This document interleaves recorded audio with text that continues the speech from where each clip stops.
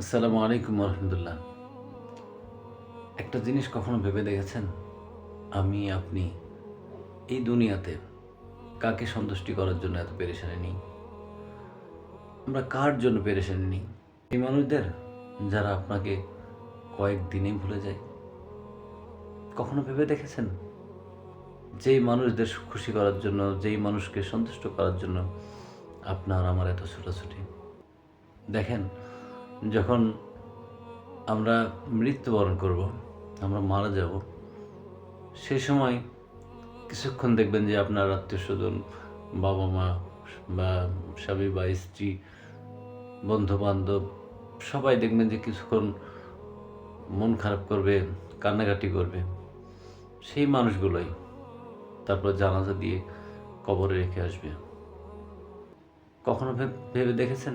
এই কবরে রেখে আসার পরে এরপরে অথবা দেখা যাচ্ছে আপনার লাশ থাকা অবস্থায় যদি জানাজা হতে বেশি দেরি হয় অথবা দাফন হতে দেরি হয়, দেখবেন যে আপনার পাশের বাড়ির লোকজন, আপনার যারা মেহমান এসেছে আপনাকে দেখার জন্য, আপনাকে দেখতে এসেছে, আপনার লাশটাকে দেখার জন্য একবার তাদের খাওয়ার আয়োজন করেছে।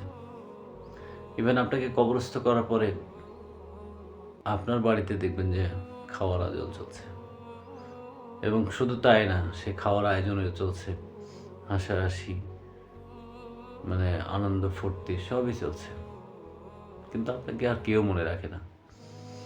কয়েকটি দিন যাওয়ার পরে আস্তে আস্তে সবাই ভুলে যায়। এক পর্যায়ে দেখবেন যে আপনি যে মারা গেছেন অনেকের আর মনেই নাই, কেউ আর আপনাকে নিয়ে ভাবে না। আপনি কবরে রয়েছেন, কেমন রয়েছেন, কোন অবস্থায় রয়েছেন, এইটা আর কারো ভাবনাই থাকে না। সুতরাং কাকে সন্তুষ্টি করার জন্য, কার জন্য আমরা এই কাজটুকু করছি?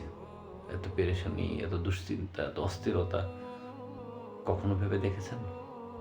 তো সুতরাং দেখবেন যে মানুষগুলো আপনাকে মনে রাখে না, তাদের জন্য এত ছুটোছুটি, এত পেরেশানি নেওয়ার কোনো আসলে কাজ নেই।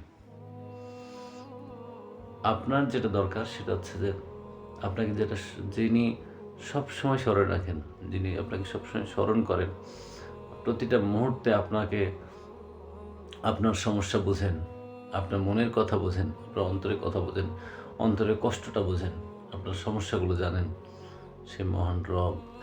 তাকে সন্তুষ্টি করতে চান, তাকে সন্তুষ্টি করার সর্বোচ্চ চেষ্টা করেন, তিনি আপনাকে সবসময় স্মরণে রাখবেন। ইভেন আপনি দুনিয়া থেকে যাওয়ার পরে সেই কবরের জায়গাটা যদি সুন্দর করতে চান, একমাত্র তিনিই পারেন।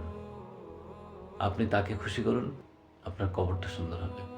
আপনি তাকে খুশি করুন, মহান রবকে খুশি করুন, আপনার হাসর নসর সুন্দর হবে, আপনার কিয়ামতের দিন সুন্দর হবে, আপনার অনন্ত জীবন যেটা, সেই অনন্তকালের জীবনটাকে সুন্দর করতে একমাত্র আল্লাহকেই খুশি করুন। আপনার প্রতিটা কথা, প্রতিটা কাজ, প্রতিটা চলাফেরা সব কিছুই হোক একমাত্র মহান রবের জন্য, মহান আল্লাহর সন্তুষ্টির জন্য। সবাই ভালো থাকবেন। আল্লাহ আপনাদের সবাইকে ভালো রাখুন, এবং একমাত্র উদ্দেশ্যই হোক আমার আপনার আল্লাহর সন্তুষ্টি। আল্লাহ আমাদেরকে কবুল করুন। আল্লাহুম্মা আমিন। আসসালামু আলাইকুম ওয়া রাহমাতুল্লাহ।